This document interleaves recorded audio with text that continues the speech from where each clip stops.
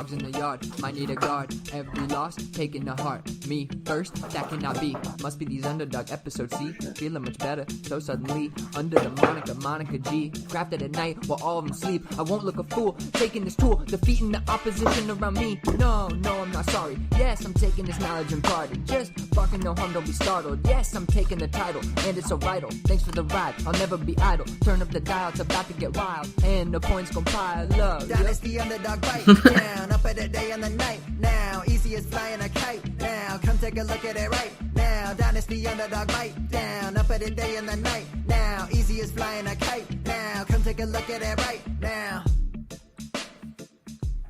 Hey everyone, welcome to episode 160 of Dynasty Underdog. I'm your host, Uriah Dawkins. Driving tonight, Billy Beeman. What's up? If I'm a little distracted, it's because I'm currently in a redraft that is like a minute per pick. So I'm like high anxiety because us Dynasty folks, we only know slow drafts. Like, what are these people even doing? It's hard. Yeah. Every year, the same thing. It's like, oh, we'll set the clock, minute and a half. And I'm just like, oh, shit, this is going. I'm used to like, picking, going to bed.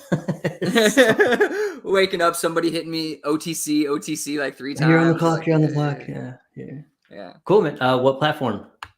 Yahoo, unfortunately. Yeah, okay. Listen, this is a non-PPR league. I'm drafting for my father-in-law. Like, these are like ancient folks, bro. They're drafting on like scribes and like with like chisel and like hammer and like chiseling on rock and shit. Yeah, just nonsense. I don't know what they're doing. No decimal scoring. No, nothing. Just full point scoring, only touchdowns, nothing else. No, yeah. The real way, the way it was meant to be. The way it was meant to be. Yeah, we're purists. Yeah, fuck out of here. All right, we have a ton of news though, so that's cool. Let's hop into that. Josh Jacobs, one of the last, I guess holdouts, whatever. Josh Jacobs, he has a 1-year deal with the Raiders. I think he gets like $12 million or something like that, a little bit more than the franchise tag, so that's good for him. He got paid a little bit more than they were trying to offer him, and he's there for another year. At least we know. I mean, I wasn't really concerned that he wasn't going to be there to begin with, but at least we know now for sure that, like, hey, he's going to be there. He's going to do stuff. Yeah, you just made me think of JT being the final holdout, like the final Boy Scout. Yeah.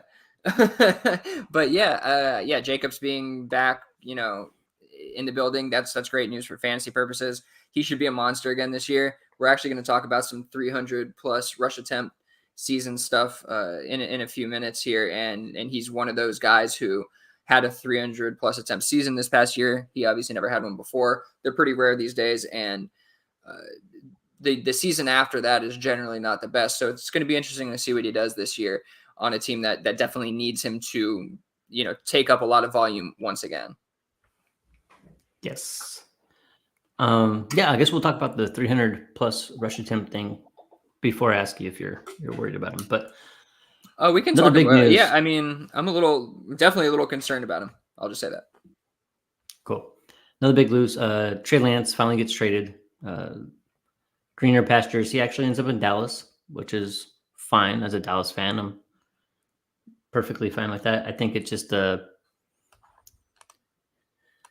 from what I could tell, it didn't seem like he was getting a whole lot of instruction there in San Francisco, and it was just kind of put on the back burner. Maybe it was his work ethic. We don't really know, but he's going to Dallas, and Dak Prescott's a 4th round, actually, a comp 4th round pick. He knows what it's like to be passed over, and I don't think the type of person that Dak is, like, I think he's going to be there to help Lance as much as possible. I don't think he's going to feel threatened by it, although people just like,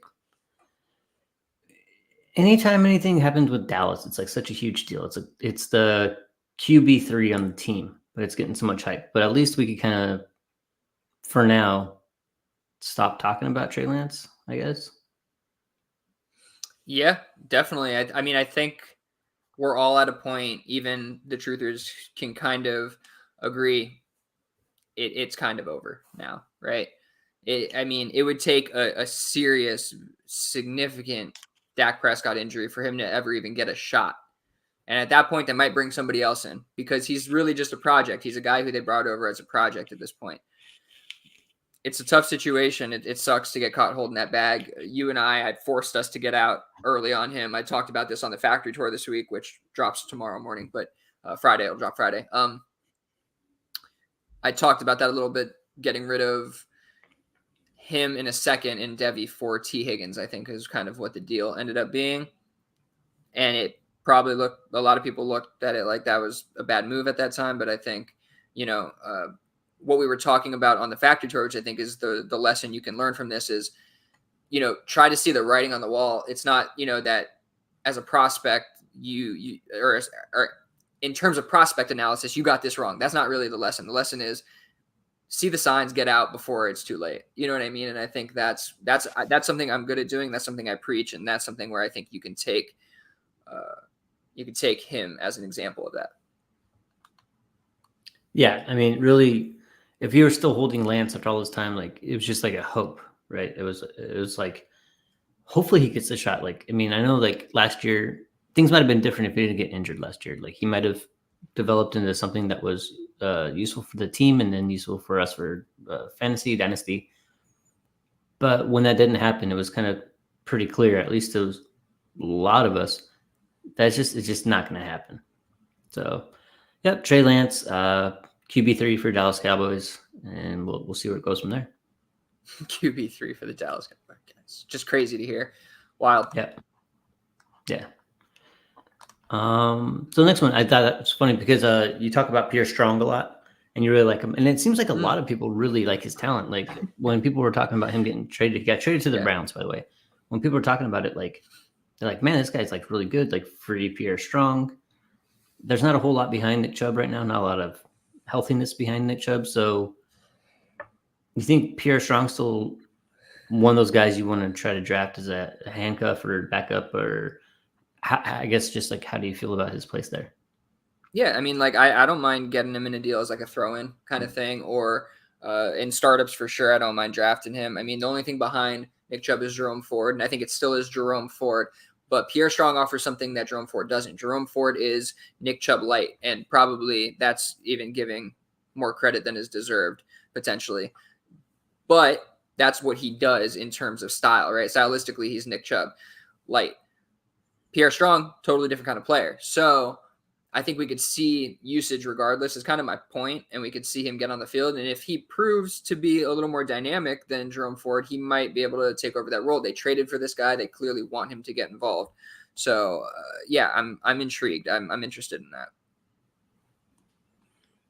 And I guess the opposite of things there for the Patriots, just spitballing here. All they really have now is Ramondre and Zeke. So, as a Patriots fan, how do you see this playing out? It's a Bill Belichick running back backfield, right? So, it's crazy. They do not just roster two running backs and one quarterback. Like they just picked up Matt Corral. Not that that's worth really talking about, even for Dynasty. I mean, in my opinion, but if you like Matt Corral, go hog wild. Sure, it won't cost a lot, but for the running back position, they brought Kevin Harris back on practice squad. I think that he'll probably make it to the active roster more times than not.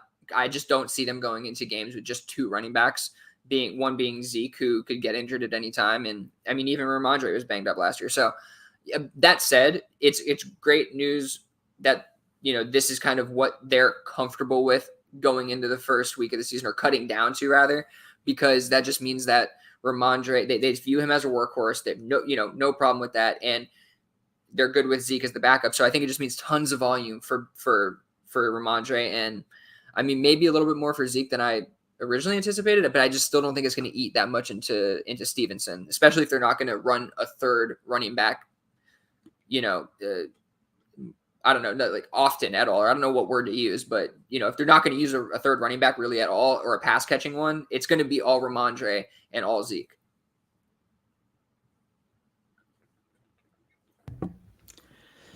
All right. Next one, TJ Hawkinson. We talked about him with his, I got an earache. My back's a little sore. My tummy doesn't feel good. But today he got the bag. And like you had said last week, I bet he feels fine now. Yeah, that's exactly what I said. It's not a surprise at all. I mean, Hawkinson's a good player. I think we've talked about it. I don't know if he elevates above kind of that, like, he hovers in that like top 5 area at 5. You know what I mean? Sure, yeah. But yeah, I mean, he gets the contract here.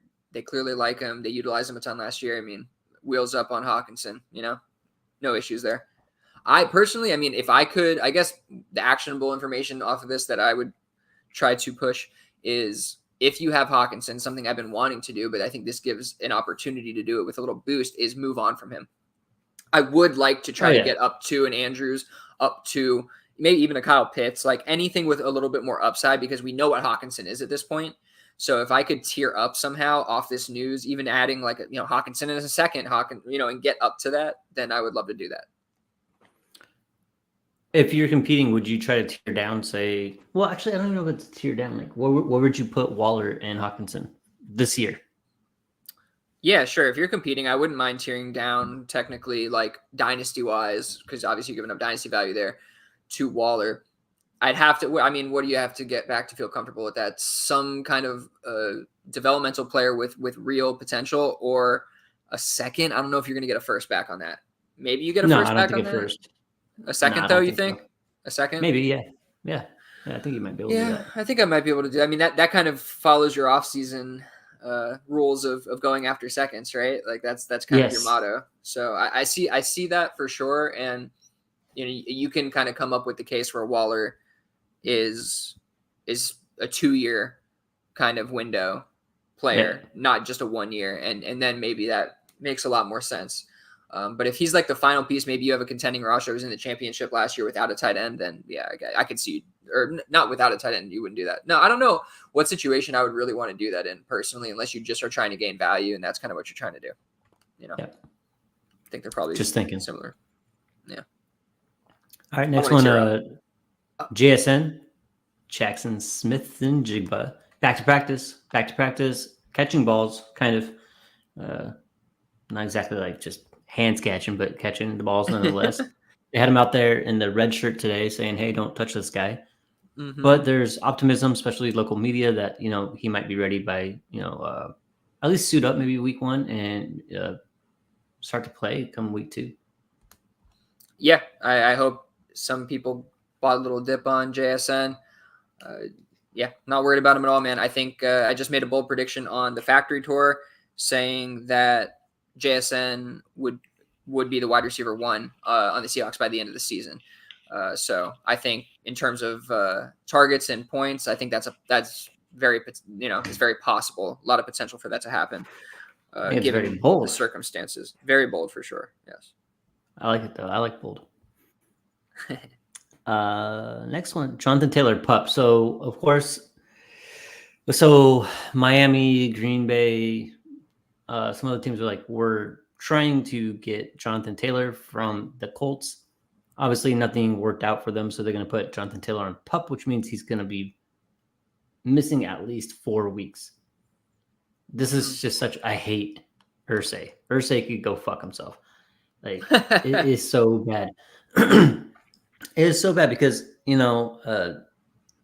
especially when you have Jonathan Taylor on like a contending roster, which this is where this is coming from, because I personally have this going on right now. And I'm gonna not have him for 4 weeks. Like, what do I do? Like, just go and try to trade for somebody who is gonna score points for 4 weeks and get something back? Like, I don't even know what to do right now. Like, I just gotta sit and wait for 4 weeks and hope that he comes back and like wants to be good at football, when there's no reason for him at all to like want to be good at his job. It's just like anybody in any type of blue collar job, or I guess even an office job. I don't really know, but if you're not getting compensated or feel like you're getting compensated at a highly rate, there's really nothing there to make you like want to do good. Like, just go through the motions, show up, clock in, do your thing, and go home. And so I'm worried that like after 4 weeks, maybe Jonathan Taylor does play for the Colts, but like is only there playing for the Colts. Like, I'll run the ball. Like, I don't really care. Like, I'm just kind of concerned about like what level of optimism and like how is he going to achieve, or is he just going to, overachieve? Like, how willing is he going to be to like just go out there and be a stud? Like, because he's probably going to be concerned about getting hurt. If he gets hurt, then that's really going to screw him in the end. I just, all this stuff's going through my head right now. It's just terrible. It's a terrible feeling right now, Billy. Yeah. I'm not liking No, it. it totally is. I mean, we're going to talk about at least one trade that I tried to make that I don't understand how it didn't get done, but you could just see how low people are on him. And it's probably coming from some of the sentiment that you're giving off right now. Yeah, it's really worrisome. At some point you think that he's going to it's going to work itself out, whether it's a trade, next year, at some point he's going to be okay. If I'm moving him, I'm really not giving like a huge discount. Like I'm going to need it to be like somebody who is just willing to take on JT and his baggage right now and has the depth to kind of give up near market value of, what he actually is. I cannot get rid of a player of his caliber at such a low value, knowing for sure that unless this is Le'Veon Bell, he's going to return to top, 5 running back type status. So from that perspective, it's really hard to like move on from him.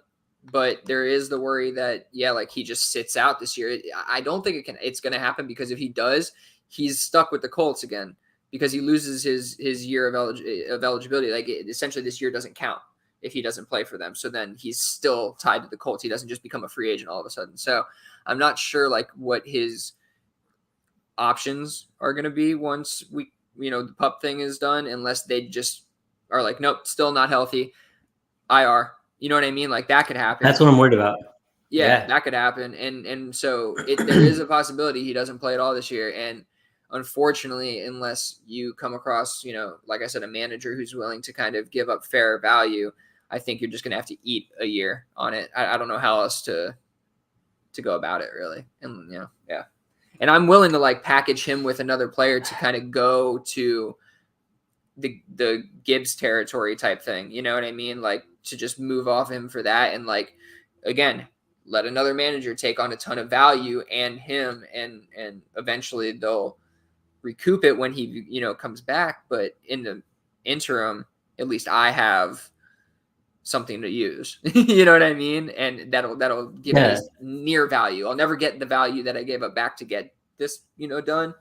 But at least I can still contend if that's your goal. If your goal isn't to contend this year, then you just wait it out. All right. This one's fun. I don't think it really matters much for Dynasty, but just something that we talked about. And it's a dude that you are high on and you liked in your film studies. Jake Bobo. He did not get cut. He made the 53-man roster. He's going to be out there week 1. Again, it doesn't really mean a whole lot for us. Like I don't see like he's going to be a viable fantasy starter, but just as far as NFL news goes, like Jake Bobo, man, he made the team. How about that? Yeah, a guy that we talked about in the prospect review portion of the offseason and liked him a bit. Obviously didn't really get the DC, but he's performing out there. And I think, like you said, carved out some kind of role in the team, made the 53. It's going to take obviously Lockett to leave for him to ever see like real playing time. But man, you have to have probably like 35-man rosters to really consider him as a stash, I think, at all. So yeah, if you're playing, like we have some 30-man rosters, I probably wouldn't pick him up, but I like him. Like he's a big dude. Like he could carve out like a role in the NFL where he becomes like flex worthy down the road, but it's very unlikely. Just a guy we like though. Yes.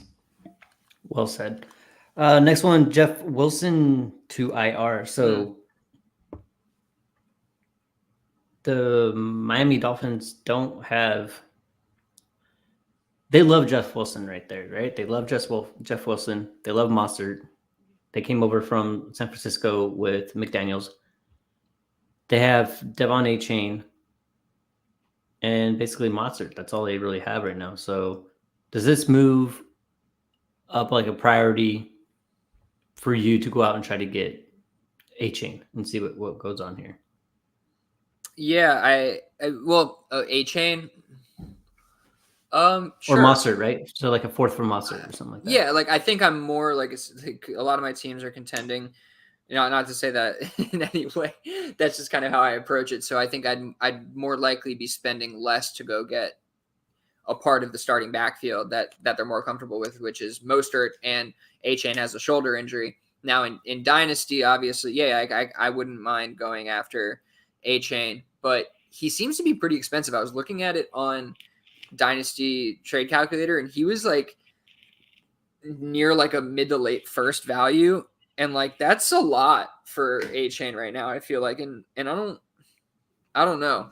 I just I'm not willing to go out and really spend that to take the shot on whatever that whole situation ends up being in Miami, the committee that is that system. So I'd much more likely go get Raheem Mostert. Like in redraft just now, I got him like the 15th or the last round, you know what I mean, of this redraft league. So he's still, I think, not on everybody's radar. Yeah. I think they brought in Darrington Evans today also. Mm-hmm. I mean, that's not, I don't think that's any real, true. I don't know if that's any real threat, to be honest. I don't think but so. I get it. I hear you. All right, Arizona, they released Colt McCoy. And everyone was thinking, oh man, they're really tanking. Because they, like, having Colt McCoy as the quarterback for your team isn't markedly better in any type of way than it would be for, they traded for Dobbs out of Cleveland for like a 6th-round pick or something like that. And then Clayton Tune. Like, he's not really an upgrade. Like, I don't feel any differently about the Arizona players today than I did 2 weeks ago. Like, it's the same thing, right?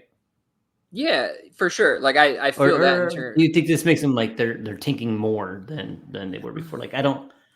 I mean, it's not like they're like releasing like this like otherworldly quarterback. Like, oh my god, they would have been so good if Colt McCoy was just a quarterback. Like, no. I mean, it kind of gives off that like first. I mean, trading for Josh Dobbs is just kind of mind melting. I don't really understand that. But that aside, again, I just don't get it. You gave up capital to have what is like Josh Dobbs is probably worse than Colt McCoy. Let's be honest. So to have a worse player there when you could have just had Colt McCoy there and played Clayton Tune, I don't even understand that move. But yeah, like it just gives off the stink of like we're just completely tanking this season. Other than that, I mean, no, it doesn't make me feel necessarily worse about the players. I mean, I get it kind of does, honestly. It does, but you shouldn't feel worse about them. It's probably the same. But it does make me feel worse about him. I don't know. Like the prospect of Josh Dobbs ever getting a start just makes me feel like any potential receiving production is going to be minimized. You know what I mean? Like at least with Clayton Tune, I can imagine like he can get the guy the ball within 5 yards of himself. So how do you feel about Kyler Murray? Kyler Murray got the deal last year. He got extended. That's a better conversation. Yeah, so say this team sucks, which they probably will. Mm-hmm. And they actually end up in a situation where they could get Caleb Williams. Or Drake May, but Caleb Williams is just better. What do you do with Kyler? He's very highly drafted. Does he go the way of Trey Lance? You know me. I am not. Yeah. I mean, I'm not one to buy into Kyler. I'm not a big Kyler fan. So you're not going to see me out here like, yeah, go trade for Kyler. But I mean, all this does for me is kind of bring more uncertainty to the situation. Not because I think like they're trying to. I honestly, it's just hard to decipher what they're trying to do, which brings uncertainty. Like if they're going to tank this hard, Caleb's going to be there. So are they going to trade the pick if they potentially get number one? Or are they just going to not go Caleb, which seems ridiculous? So then I think, okay, maybe Kyler's not there next year. I just don't know. So while I'm already, pessimistic about his situation and the player in the future, like I heard somebody say, he has like 7 years of potential production. And it's like, I don't know what makes you so certain that he has 7 years of anything left in this league. Like, I don't know. And with the injury coming back, like maybe I'll have egg on my face with this one, and that's fine if I do. But yeah, I'm just staying away, man. I'm just staying away from the whole situation until these are those situations though where like you get guys really cheap. You obviously can get them super cheap. So he's worth whatever the price is right now. I'll say that. I'm sure he is. I'm just not willing to kind of take on the baggage in most situations. Cool. Another thing that's more like NFL related, I don't have all the specifics, but I'm going to paraphrase the hell out of this. But one of the people working for Arizona is being accused of having like a burner phone that he can make conversations with other organizations about other players, kind of like Miami got in trouble for recently, and they lost their first round pick. So like tampering in a way almost? Yeah, basically tampering, right? So Okay. I just saw it today and didn't like read too much into it. So I say I'm paraphrasing the hell out of it, but there's a situation where like somebody in that front office could get in trouble. And what if they did lose their first round pick? They suck so bad. They're in line to get Caleb Williams, but then they lose their first round pick. Like, how terrible would that be to look as an organization? Like, they got to be one of the worst organizations now. Like, yeah. I mean, we said it at the same time. Yeah, I mean, they're already a pretty shoddy organization, by all accounts. So it wouldn't take much to kind of get there. Like it wouldn't shock me. You know what I mean? For that to happen. But yeah, it's just a brutal situation, and I want to stay as far away from it as possible. I don't know. I think you're right. Like what's the price? Like what's the price you're comfortable with paying for Kyler Murray? God, I just don't want him. I know. There is no. I don't want him. Yeah. If you were interested, if I saw somebody else make a trade and it was like a late first, early second, or something like that, just straight up, I'd be like, okay, sure. Like I can't hate on that, but I wouldn't do it. What's it going for on the old calculators? I'm checking right now. I'm right there, Kyler Murray. Okay, so he's going 33 value. So let's just say 24 first mid. Okay, so like take another about another mid first or like a couple seconds. So like a first and a couple seconds worth of value, just to kind of give it a pick value to make some sense of it. I'm not doing that. I don't know what's going on with that team. Yeah, I don't know. I mean, but it doesn't have to be on that team. So like, I do see the world where like he's traded and now he's like got a job again and it's a better situation. Now he's on the Patriots with Bill Belichick. You know what I mean? Some wild stuff where you're like, holy crap, like this is a great. What I'm hearing is Billy wants Kyler as his quarterback of his favorite team. I mean, I would much rather Kyler than Mac Jones. Let's be clear about that. but I could see the world where that happens. So I think that if that was the price, I don't think that's the price in most situations, but we're talking about him being lower value. If I can get that on like a rebuilding team, like for, a first and a second type value, I think I would do that in the right situation. I'm not going out there on my contending teams and trying to make room for this to happen. I'm not trying to do that. I don't really need to do that. But if I have the extra picks, if I have somebody's late first and some extra seconds, I might be willing to make this move if I need a quarterback and I'm trying to invest in something. All right, last one, Kendra Miller left practice with a hammy, and this is a couple weeks after he had a knee injury. So this is 2 injuries now to a guy who's kind of in line to like, if all things went well and he stayed healthy, I could see a pretty good role for him. But this just makes me want to kind of just stay away from Kendra Miller altogether. How do you feel? Yeah, it's definitely a tough situation when you see multiple injuries this early for a rookie, right? When you want to see them getting going quickly, especially the running back situation. I think guys like a 3rd round pick or whatever. So you want to see them getting in there to kickstart their career and have some success. I've never been a Kendra guy. I'm not out here like going after him at all in Dynasty. I'm ready to be wrong on him if that's the case. So be it. But I think he can be a I think he can play in the NFL. Don't get me wrong. I just don't think he's a guy who is going to take over the backfield and become like an every down back. That's just not the kind of guy I see him as.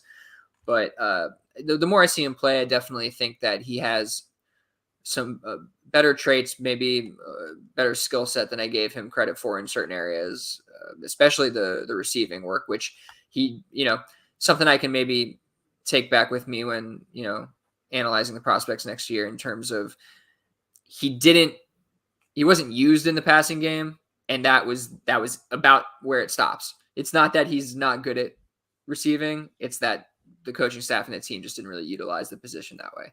And sometimes you need to dig in a little bit further and make sure you know that. So I think he might be a better pass catcher than I gave him credit for. Outside of that, I'm not out here trying to go get him. I don't even think the injury is really giving you much of a buy window in Dynasty, to be honest with you. All right. Well, that's pretty much all the news and nonsense. Also, Alvin Kamara is kind of the same draft capital. He had kind of the same profile coming in as far as we're not really sure what to do with this guy. So maybe Kendra Miller will be something. Except I'm pretty sure he was absolutely amazing in college. Like I'm pretty sure Alvin Kamara had like an insane profile coming out, if I remember correctly. I don't remember. Yeah, just production wise. Like, I mean, I can tell you right now. But yeah, I know I'm getting into this is my segment coming up here, but I do want to see Alvin. This is your segment, yes. Let's see. Alvin Kamara college stats. Let's see. I remember watching the combine that year. Yeah, it was just that he was ridiculous. It was just like limited work, but he had played 2 years. In 2015, he had 107 attempts on the ground, 698 yards for 6.5 on average per carry, 7 touchdowns on the ground. Then he caught 34 passes that same year for 291 yards, 3 touchdowns. So he was just a dual threat machine. Then the next year, pretty much the same thing, 103 yards, 596, 9 touchdowns. And then he had 40 receptions for 392 and 9.8 average per catch there and 4 touchdowns. So I think he was showing what he could do. Like there was no doubt that this guy, and it was 2 years, and they're like, "Get over here, we want you in the league, and we're gonna make you a stud." So, yeah, I don't know. I didn't play Dynasty back then, so I don't think I was paying attention to his college at the time. I didn't either, but I just remember I was really into the NFL. Always happened. So, okay, cool. This next one, honestly, a lot of this stems from like wanting to actually just come up with like actionable stuff, like wanting to bring some good content to the people, but also like as throughout my like writing and podcasting career, I've become less interested rather in like the hot takey stuff, like the player takes and stuff like that. Right. I'm more interested in like longer form research and whatnot. So I decided to jump into, because I was interested in guys like Derrick Henry and Josh Jacobs. Who's the other one that's in this list that I'm trying to do off the top of my head? But who's the other one in 2023? Probably Najee's on there. Nick Chubb. Sorry, Nick Chubb, Derrick Henry, Josh Jacobs, Najee was 2021. Yeah, sorry, you confused me with Najee. Najee's was 2021. 2022, he didn't have 300 plus carries. So he was on this list for one reason or another, but not that reason. What I was saying is, Nick Chubb, Derrick Henry, Josh Jacobs, this coming year, we do have some. They had 300 plus attempt seasons, and we really don't know what's going to happen with them. And I include Derrick Henry in there because he's an absolute alien and has kind of defied the odds based on the research that I've come up with here. He's just built different. But I'm kind of talking around it. So what I was interested in with these guys, I'm like, what generally happens? This is kind of like a Peter Howard thing. I feel like I'm like, I want to just actually know what kind of happens. I don't want to kind of guess or like, just like theorize like we always do. It's like, what happens after a 300 plus attempt season? So what I did was I pulled over the last 13 years from 2010 to present, all the 300 plus attempt seasons. I wanted to kind of hone in on more of like what we can call modern era, right? Which is more reflective of kind of what's happening. And I did actually pull the entire data set, and I actually then narrowed it down to 2 different data sets. One was 2010 to present, and one was 97 to 2010 to make it even 13 years a piece, right? 13 years a piece, right? To kind of just get those 2, we'll call them eras, right? And capture those 2. And there was a stark difference just in looking at that, which was there was from the data set from our modern era, 2010 to now, it was just 31 players, 31 300 plus attempt seasons, a couple duplicates in there because there was Zeke and Derrick Henry, who both have had multiple, a couple other guys. In the 97 to 2010 data set, there's 117, I think it was. So just, a decrease of 75% in our era, we'll call it, of 300 plus attempt rushers, which is wild. Just that alone is wild. But when I dug into the numbers, I kind of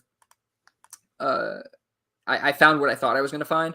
And just to give you an idea of what I was pulling here, what I started with was the 300 plus attempt season data, and then I grabbed the year 1 plus is what I call it data, which would be the year after the 300 plus attempt season to see what their production and efficiency was like. And I pulled a ton of different metrics. I pulled in what I started with. I started with just like really simple stuff. And I'll pull it up on the screen here in a second once I kind of talk through it. But I started with the attempts the following season, the yards the following season, the points per game, the PPR points per game the following season, because again, points per game is one of the best predictors of future following year success, those kind of things. So I wanted to look at that mainly. And then I was like, well, let me just dig granular because I'm doing it anyway. Let me go to like fantasy points over expected per game. I went into like PFF stats, like, missed tackles forced per game, yards after contact, elusive rating, rush fantasy points over expected, rushing touchdown percentage. Like I just kind of went really granular on it too, to kind of just make sure I didn't feel like I was missing anything. You know what I mean? Maybe they were still super efficient the following year. Holy crap, So from the raw results from the overall population, there's definitely some filtering you can do. There's some injury or game threshold filtering you can do. You can kind of remove some of the guys who played less than 13 games who obviously had, less production, but on a per game basis might have scored more points, which I don't want in my data set necessarily. Right. So a guy like this, for example, a guy like LaShawn McCoy had a 300 plus attempt season, which by the way, LaShawn McCoy, wild that he had a 300 plus attempt season. If you just think about it, because I never thought he was like a big guy, but he had 2 300 plus attempt seasons. But he was over 200. Are these just rush attempts, or are they opportunities? Not touches, just rush attempts. Because I wanted to focus in on the guys who are getting banged up, like just like because like Nick, it's not going to make much of a difference if Nick Chubb has 320 carries or 350 touches. Like I don't know. I was trying to hone in on kind of the rushing work and what the pure rushing work does to their future production overall, and what it does to their specific rushing efficiency, which is kind of what I included in here. But what I was saying for LaShawn McCoy, like a guy who like him had an amazing season in 2012, I think 2013, comes back and misses a ton of games. But his points per game were above his previous year, his 300 plus attempt season, which is atypical, right? Typically what we see on average is the year after the 300 plus attempt season, a decrease in points per game. That is what we typically see. For LaShawn McCoy, you saw an increase. And I'm like, what? Yeah. Why? Why was there an increase? I want to see why there was an increase on this guy, not the others. And I go and look, and I'm like, oh, he played 8 games. Like, that's why. Because, he had less yards, less everything. But it was so I was trying to kind of filter out for those kind of things in certain situations. So I have 2 different results tabs. One's for just the 13 or more games, which would be the healthy players generally. And then I had one with the entire data set. So for our purposes, I'll just talk about the entire data set for right now. But I did want to kind of just get into that because that is part of the data, and that's just something you got to think about, especially when we're on a limited data set here of 31. Admittedly, but again, it's rare to have 300 plus attempt seasons, so generally you're working with similar profiles type players anyway. So yeah, just getting down to the results, they weren't great. So the average percent, the average percent decrease in points per game for only the players who decreased the following season. So just those guys, like getting rid of the guys who increased, just the average percent of decrease is 21%, which is significant. Very much.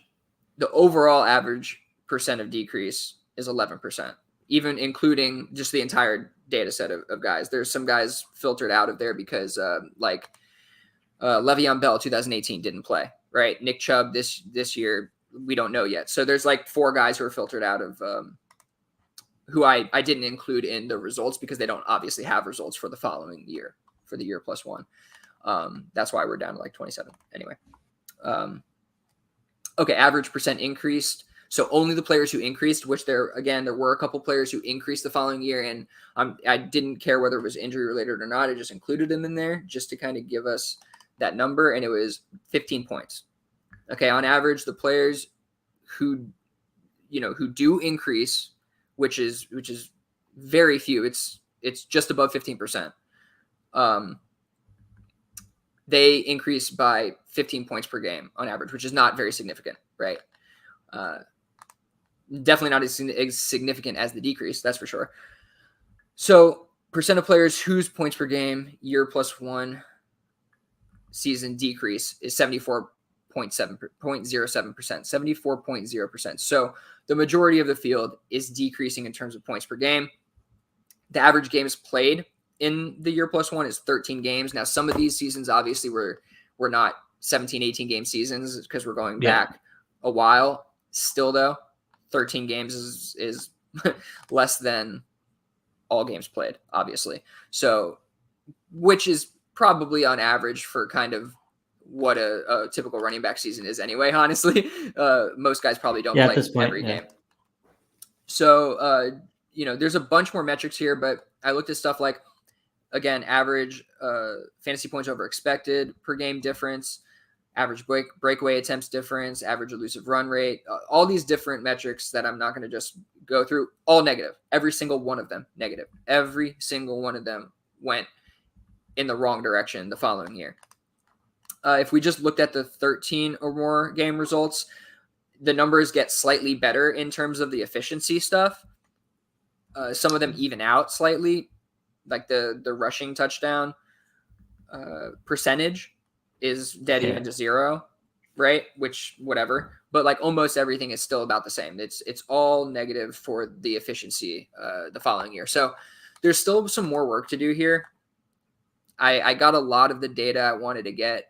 I still have some stuff to look into before I really pin it down and create an article from it. But it's not surprising what I found, but I wanted to actually get down to the details and I wanted to get down to the answer. And I feel like I found an answer for myself, at least, which is we need to be really cautious with these 300 plus attempt guys. And like, I'm fairly well invested in some Derrick Henry this year, and I'm less comfortable with it after this research. These guys can still be really good, but I think they inevitably take a step back in some way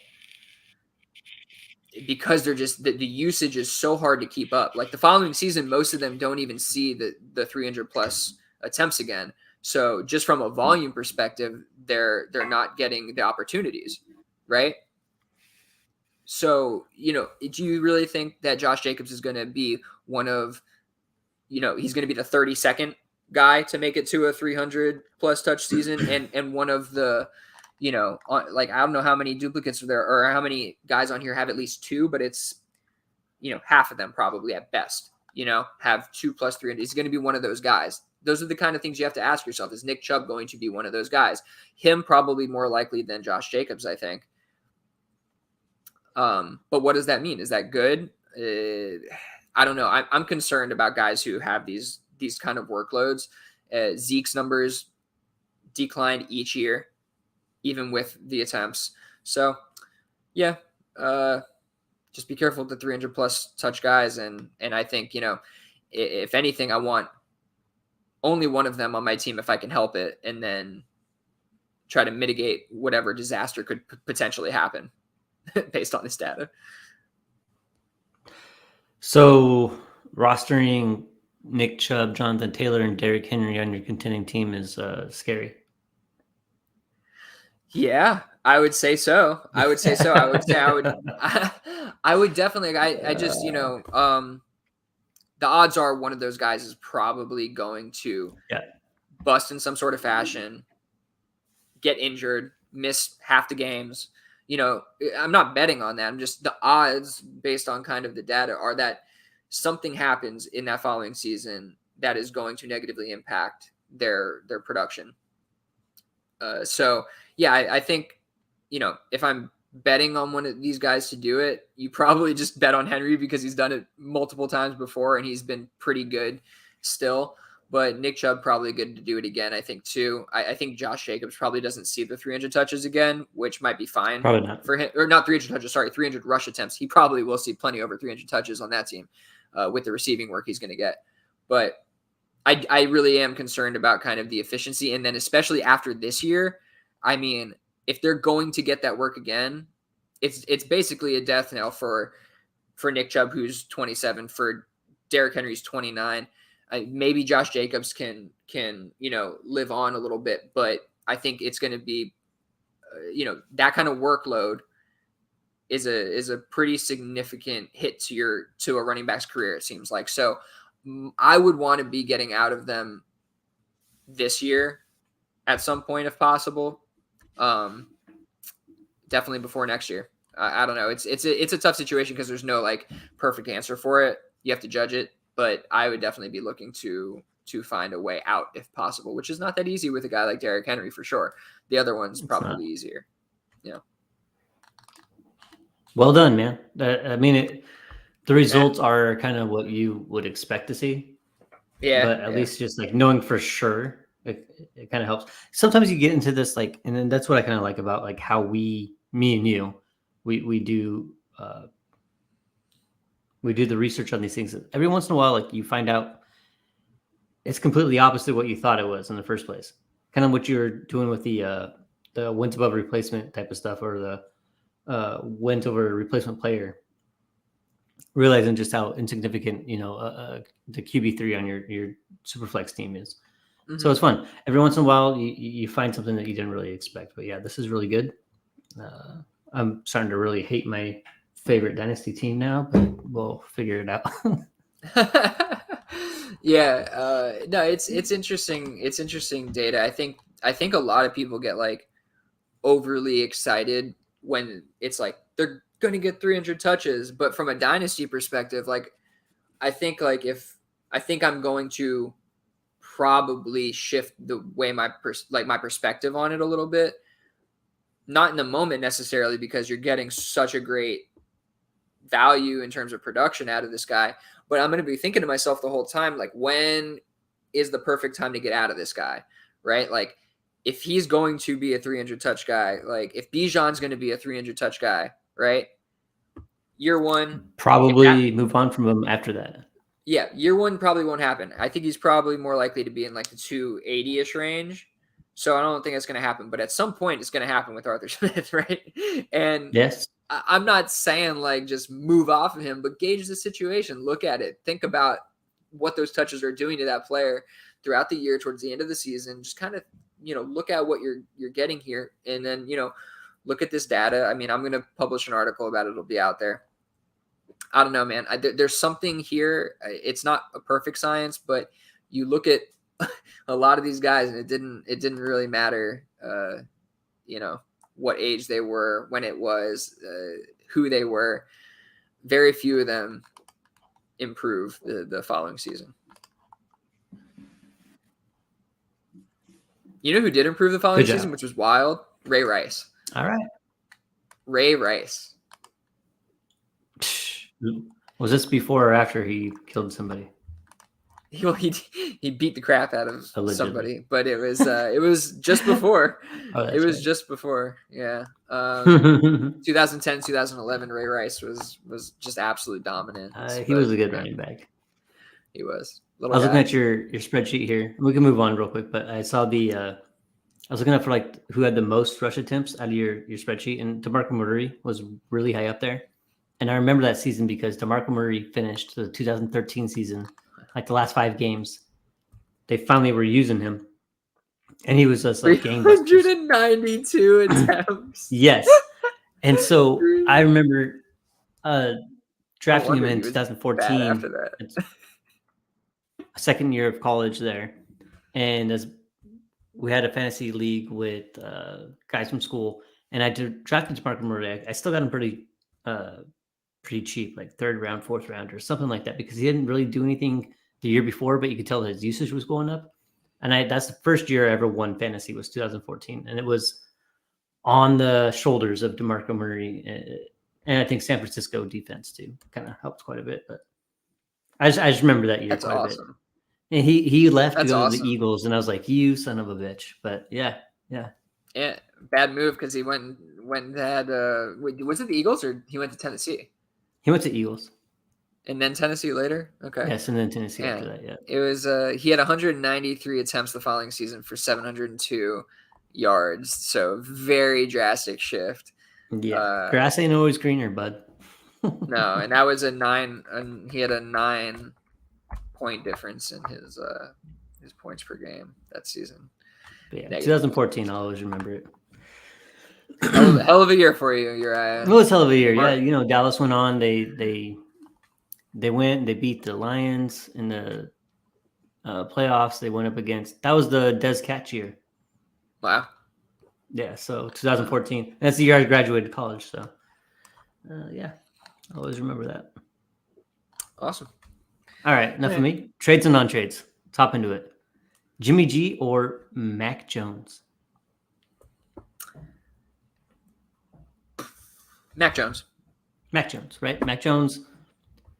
Jimmy G's going to get passed around the league a little bit. It's going to happen. He's going to be here, he's going to be there, and then he's going to be nowhere. Mac Jones, like, there's a situation where he ends up getting an extension there. He might be your quarterback for the next 6 or 7 years. So I'm going to take Mac Jones just based off of, I don't know, is more safe. Yeah. I mean, Jimmy G's getting passed around like a blunt, apparently, like you say. And I think Mac Jones is wildly underrated right now in like every single format. Like it's kind of crazy. He's like the last quarterback going in super flex best ball drafts, like in tournament drafts. It's insane. Like they might be absolutely dog shit, but if not, like he might be good. Like he might be okay. Yeah. You know what I mean? Like I'm not saying he's going to be great, but he's definitely going to be serviceable and better than like, I don't know. I think people are like in love with like Sam Howell and these guys. Like, I don't know why you don't like Mac Jones over Sam Howell still. Yeah. I kind of view Mac Jones the same way. Like I think Pickett's probably going to be better than like people think. I would came take on Pickett last over year. Mac Jones though. But. Well, yeah, but I still think he's pretty undervalued. So yes, yeah, very, very much so. Similarly, Mac I agree Jones, with you. So.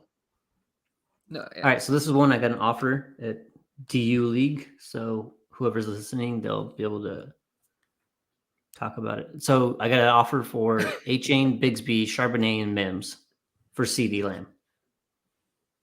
Yeah, no. So again, I know exactly who sent this offer because because I got the same one essentially. Oh, okay. This is me putting 4 quarters to make $1, and yeah, like there's a situation in life depending on where your team is at where maybe you don't need CD. What I can't. It actually sounds crazy. Like you always need CD, but if you're rebuilding, like maybe you take like 4 dart throws, but like I just cannot.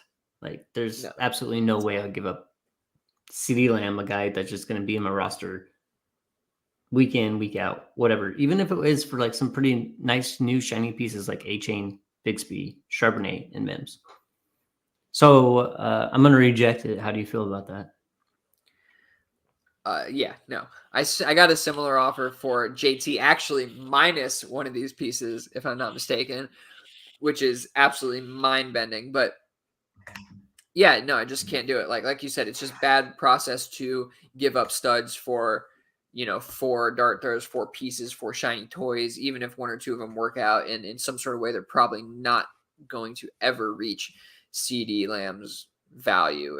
And CD Lamb is like one of the, he's a lot of people's like 3rd dynasty wide receiver overall. Like, I don't know Sure. in what world we're going after CD for this. Like, I can understand sending this for JT right now because he's got a whole situation. I don't really get it for Lamb, but yeah, no, I'm good on this. Next one, I think this is actually from Josh. I pulled it from our Discord. He had gotten an offer where he would receive, I believe, Dobbins, Pacheco, and Hyatt, and he would give up Najee, Khalil, and Conklin. And I thought I'd want the Dobbins side. I think I'd just rather have Dobbins, Pacheco, and Hyatt. I think all 3 will actually be serviceable fantasy players for your team this year, and maybe even going on a little bit further. Najee's one of those guys trying to get out of, we talked about it last year with his workload, and it kind of rang true. What he did in his second year was not great. Khalil Herbert isn't a lock to actually be the guy for the majority of the season, maybe starting the season, but he has somebody probably better behind him. And then Conklin is like, whatever, right? So how do you feel about it? Yeah, I agree with you. I mean, I'm higher on Dobbins than most for sure this year and beyond. I mean, 24 years old on a really great team.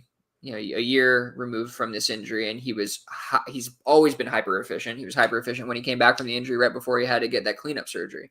So I really like him this year in this offense. Neither one of these guys in terms of Najee or Dobbins is catching a ton of passes, but I think Dobbins might have opportunity to catch. Let me not even say that. Probably have the opportunity to catch the same amount of passes. So I'd rather have Dobbins regardless. And then you can make up whatever you want about Pacheco and Khalil. They're probably about the same. And then, give me Hyatt over Conklin for sure. So any way you break it down, I think you're going to end up with the Dobbins side here. And I know it's probably hard for Josh to move on from Najee, but I think it's good process if he does and did. I agree. I 100% agree. Honestly, I mean, whenever you're like giving up, you're giving away Conklin, like who cares? So basically it's Najee and Khalil for Dobbins, Pacheco, and then Hyatt, who has been having a pretty good camp. So it's hard to give away Najee when you're so attached to a player. Like I know that Josh is, but I think this is a move that like he should probably make. 100%. Absolutely. Okay, here's another move somebody should have made. So I have a situation where my running backs are super thin on the team. I have a ton of receivers, and JT goes on the pup list situation. Yada, yada, yada. I'm trying to fix this for my team in the short term. And I'm like going balls to the wall with it. I'm like, all right, let me send JT and Marquise Brown for Gibbs and a third or something like that. I think or Gibbs and Nico Collins is what it was, right? And flat reject immediately, flat reject. And I was like, what about for Gibbs straight up? And they're like, I don't want to move Gibbs. And this team has like Bijan, Gibbs, Dobbins, like a fair bit of depth in terms of running back. So I figured I could snag one off. Now I'm not willing to do a similar trade, or I'm not willing to do this trade for sure for Dobbins, obviously, but they're willing to give up Dobbins, not willing to give up Gibbs at all. I guess, what are your thoughts on, just first, if you were a Gibbs manager, would you take Marquise Brown and JT? And secondarily, how would you manage a trade around JT for Dobbins? So if I had Gibbs, I probably wouldn't move off of him for Marquise Brown and JT, just because I might want to be scoring points for the first quarter of this season, which we know JT won't do. But if you're trying to get Dobbins, would you be comfortable just giving JT for Dobbins straight up? It doesn't feel good. That's for It doesn't sure. feel I right, don't. right? I like to your question. No, I would not feel comfortable doing it. But yeah, I could get myself there, and I could get myself into an uncomfortable place and do it for sure. But That might be what that about might be Brandon what it takes. Ayuk? What about Brandon Ayuk for Dobbins? I know that he's hot for Brandon Ayuk. What do you think about a trade around that? Oh, I would do that. Yeah, you would trade Ayuk Yeah. for Dobbins? Yep, for sure. If he wants Ayuk, I would, and you could get Dobbins straight up. Just do it. Yeah. Okay.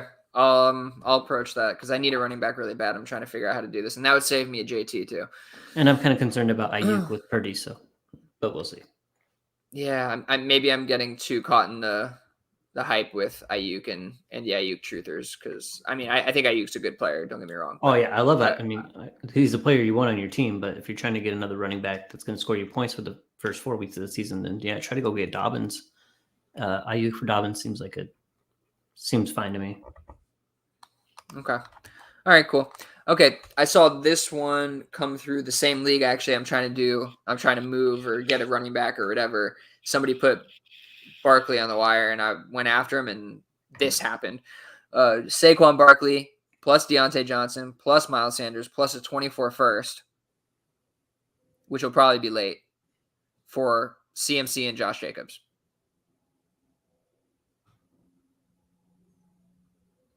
Both contenders, I'd say.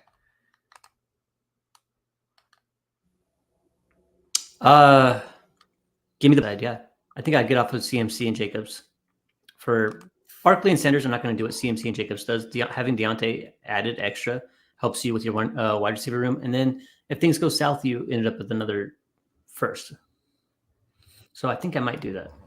Yeah, I think I might too, especially, we're talking about the 300 plus attempt seasons. You have a Josh Jacobs in there. And to be honest with you, Christian McCaffrey's never had one of those.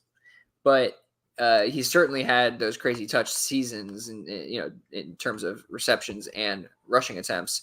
So I think we could, consider him in there as well, potentially, especially with his age and injury history. I think it's the whole profile.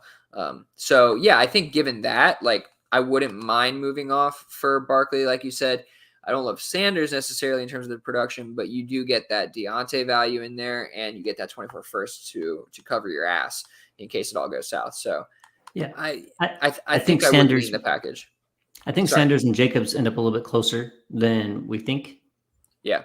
And then I think Barkley and CMC end up a little bit closer than some people think.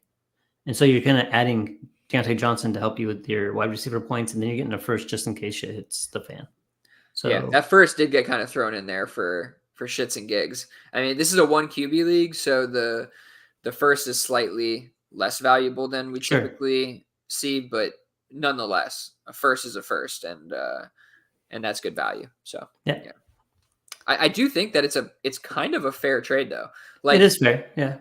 I do think one side gets kind of the edge because it's Dynasty and they get the more liquid and valuable assets long term, I guess technically, but I think it's fair, especially in a contender mindset. Very fair deal. It's kind of what you have to do if you want to go for elite production, and you might not get it, but you're going for it, shooting for the moon.